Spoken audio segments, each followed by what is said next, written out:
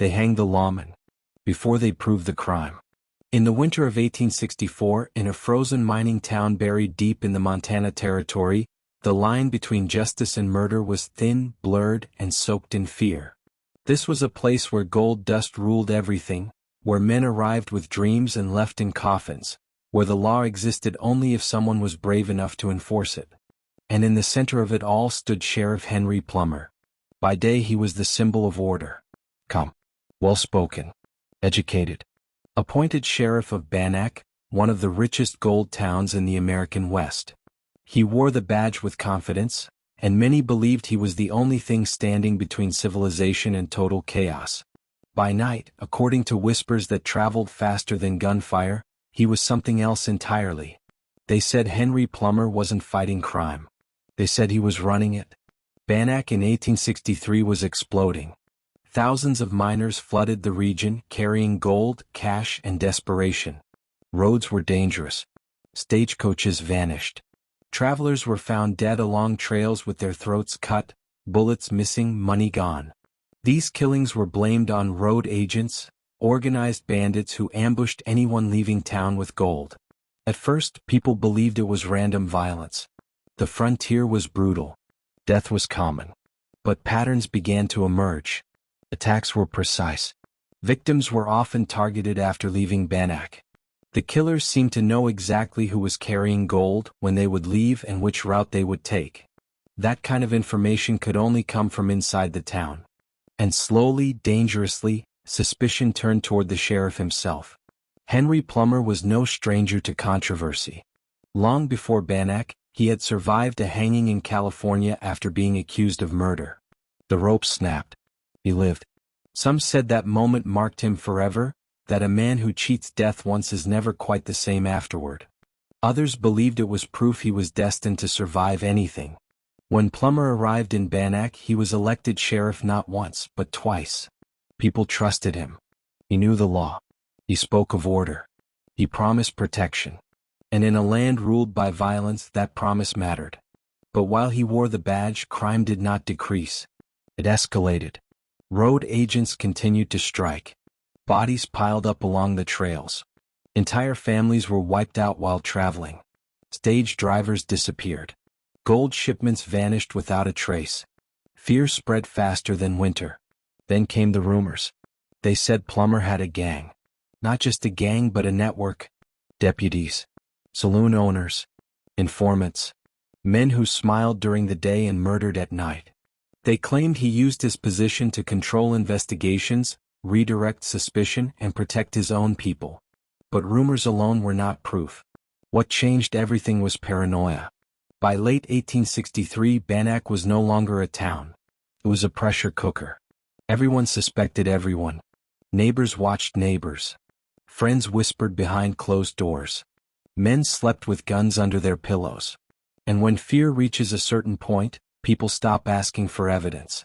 They ask for action. A group of men formed what they called the Vigilance Committee. Not elected. Not authorized. But determined. Their goal was simple: end the terror by any means necessary. They began arresting suspected road agents. Some confessed. Others were executed without trial. Many names were whispered, erased, and buried in shallow graves. Each execution fed the belief that there was a larger conspiracy. And at the top of that conspiracy, they believed, stood Henry Plummer. The accusations were explosive. They claimed Plummer was the leader of the road agents, that he ordered killings, that he controlled deputies who enforced his criminal empire. They said he planned to expand his power as more gold poured into the territory. But here's the problem. No physical evidence was ever presented. No stolen gold recovered from his possession. No written orders. No eyewitness testimony placing him at a crime scene. No trial. What existed instead were confessions from other accused men, many of which were obtained under threat of execution. Some named Plummer. Some didn't. Records of these confessions were never preserved. The documents vanished. The statements exist only in second-hand accounts, written years later. Witnesses who might have defended Plummer disappeared. Some fled. Some were silenced. Some simply stopped talking. And in January of 1864, the Vigilance Committee decided they didn't need more proof. They arrested Henry Plummer. There was no court, no jury, no defense. He was given moments to speak. He denied everything. Witnesses later claimed he showed no fear. Others said he begged for his life. Accounts contradict each other. Even his final words are disputed. Then they hanged him, along with 2 of his deputies. 3 bodies swinging in the cold Montana air. To some, justice had finally been served. The road agent killings slowed. People slept easier. The town felt safer. The narrative was clear and comforting. The villain had been punished. But history is rarely that simple. Almost immediately, cracks appeared in the story. If Plummer was the mastermind, why did the violence continue in other forms? Why were some known criminals spared? Why were key documents lost? Why did respected citizens later express doubts? Historians examining the case noticed something unsettling. The Vigilance Committee had enormous power. They operated outside the law. They controlled information. And many of them benefited directly from Plummer's removal. Political rivals, business interests, men who wanted control. And Bannack itself was changing. As territories transitioned toward statehood, the old ways of frontier justice were being replaced. Plummer represented formal law, courts, process, delay. The vigilantes represented speed, finality, control. And that raises a dangerous question. Was Henry Plummer truly a criminal mastermind hiding behind a badge? Or was he an obstacle removed in the name of convenience? This leads us to the first theory. The theory that history accepted without a trial. The theory that Henry Plummer was exactly what they said he was. A sheriff who ruled the day and killed in the dark. The first theory is the one that became official history. That Henry Plummer was guilty. That behind the calm voice, the educated manners, and the sheriff's badge, there was a criminal mind perfectly suited for the chaos of the frontier. Supporters of this theory argue that Bannack was not suffering from random violence, but from organized crime on a scale unheard of in the early West.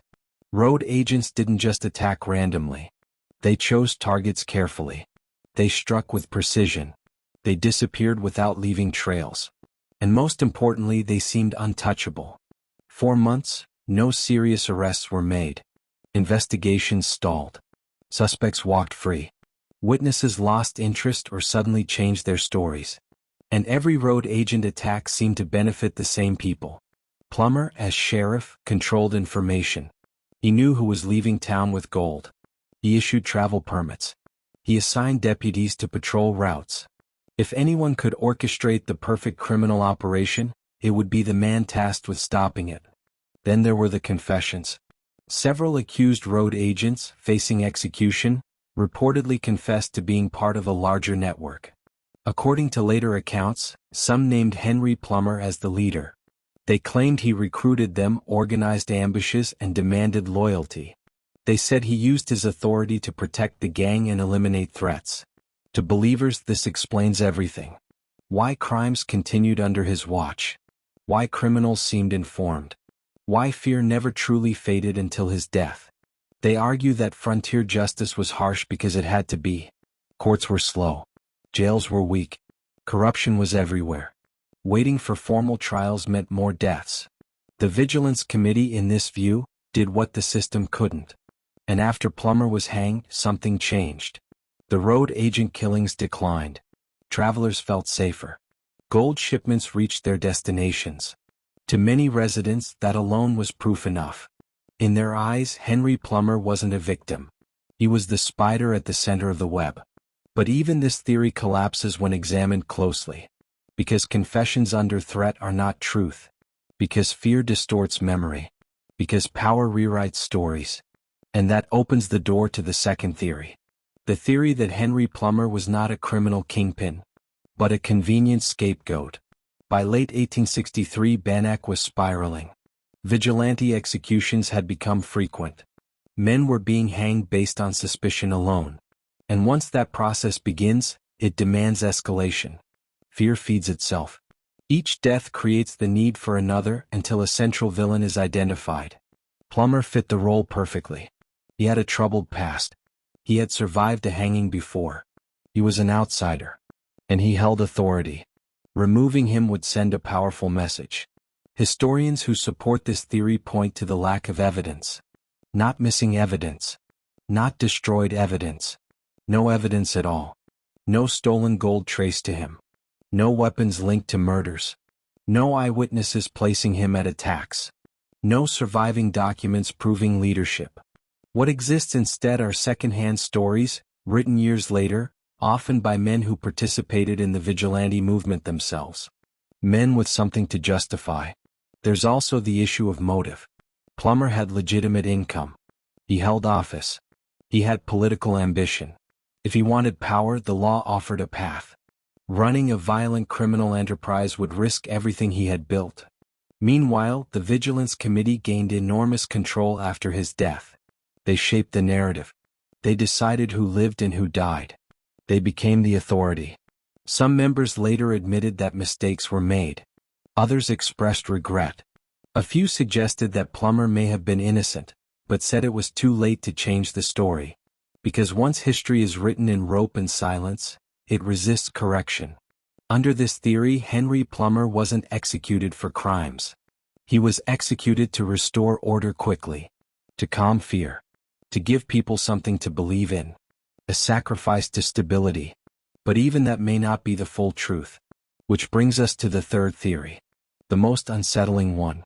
The theory that Henry Plummer existed somewhere between guilt and innocence. That he was not the mastermind but not entirely clean either. This theory suggests Plummer may have known about the road agents. That he may have tolerated them. That he may have turned a blind eye in exchange for information, protection, or political peace. In the lawless West, moral lines were flexible. Sheriffs negotiated with criminals. Deals were made in saloons, not courtrooms. Survival often mattered more than purity. Under this view, Plummer wasn't leading the gang. But he wasn't stopping it either. And that made him dangerous. To vigilantes, inaction was betrayal. To citizens, silence felt like guilt. To history, ambiguity was unacceptable. So he was removed.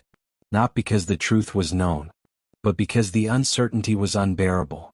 And that may be the real tragedy of Henry Plummer. Not that he was guilty. Not that he was innocent. But that the truth died with him, hanging in the cold air of Bannack, while the town moved on and the story hardened into legend. So what really happened?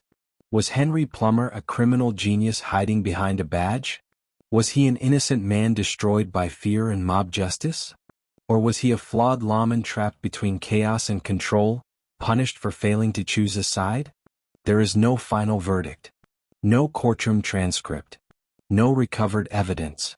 No undeniable proof. Only contradictions. And perhaps that is the most honest reflection of the Old West.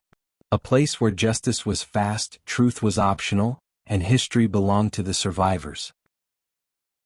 If you enjoyed this mystery, leave a like, subscribe for more dark historical investigations, and tell me in the comments what you think really happened.